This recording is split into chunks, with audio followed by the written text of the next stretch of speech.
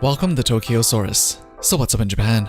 So the Bleach live action movie is coming real soon in just a few months, with a confirmed release date on July 20th, 2018. We only got to see short glimpses of Ichigo in the old trailer and Rukia only in pictures, but finally in the newly released one, we got to see a bit more of both and even got some hollow action. Now before you go, oh man, another anime live action, when will they ever learn? Well, the Gintama live action movie just last year did extremely well in Japan, beating out all other domestic releases during its theatrical run, and had pretty good reviews across the board. So in short, there is a way to do live action properly, and it's been done before. This Bleach live action also has a similar release in that it's going to be released for Japan only, at least initially, which means they're probably making the film cater to the Japanese audience, similar to the Gintama live action, which can only help its chances of actually being good. So let's take a look at Ichigo first and see how he compares to his anime counterpart. I actually think Ichigo's actor Sota Fukushi makes for a pretty good live action Ichigo from what we have so far. He's got a sharp face like Ichigo and he's got the angsty look down. And even though his hair isn't all that spiky compared to his anime counterpart, I think it got translated pretty well by using messy orange hair instead. But the one thing that keeps coming up in comments in both the Japanese and English community is that his sword just looks weird. It's not shaped the same way it was introduced in the anime, yet it's still stylized to a size that's obviously way too big to be handled by a human.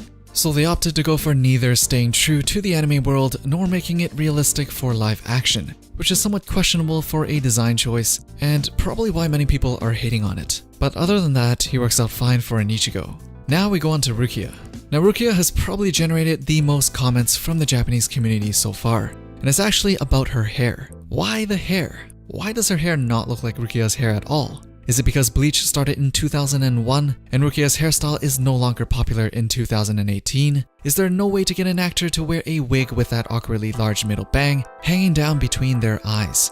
And that's probably my guess as to why they're changing her hairstyle. Rukia's hairstyle just doesn't translate very well into real life, as you've probably seen in cosplay, and 20-year-old actress Hana Sugisaki still has a very long career ahead of her and most likely was unwilling to risk tarnishing her career with whack hair for just one movie. But other than not having Rukia's hair, I think she's got the Rukia vibe down. Next up, we have our hollow. Even though it's only one shot of its face, it seems like they did a pretty good job at making the hollow, well, look like a hollow. I feel like CGI is always the part that brings down Japanese live actions, like what we got with the recent Fullmetal Alchemist live action movie. We had a pretty good Aru, but it seems like they used their entire budget on Aru and left none for the rest of the movie. We didn't get to see much of the CGI in this upcoming Bleach movie yet, but let's hope it's a little more consistent than what we got in FMA. So it also seems like we're going to be starting at the very first arc of Bleach, which means this movie probably isn't going to get very far. And seeing how we still don't have a cast list for the rest of the crew, I'm guessing they're still deciding whether or not to go past the human realm of the first arc and into Soul Society, or maybe just stick to the human realm and leave the introduction of Soul Society to the next movie.